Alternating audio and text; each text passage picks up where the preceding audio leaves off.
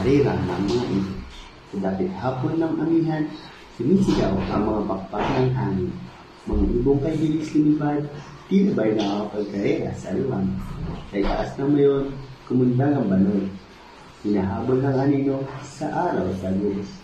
Ang tikling mabilis at palikin. Sumusugod sa hamon, silid na galing. Sa bawat asbang ng hangin sa pakpak, may pangarap na nililipad. Sa kanilang hindi lang mabilis ang laban, kundi tapang tiyaga at lang.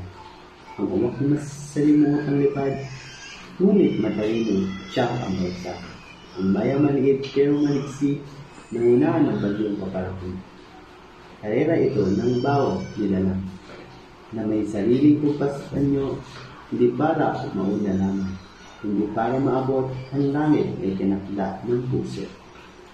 Karera ng mga ibon.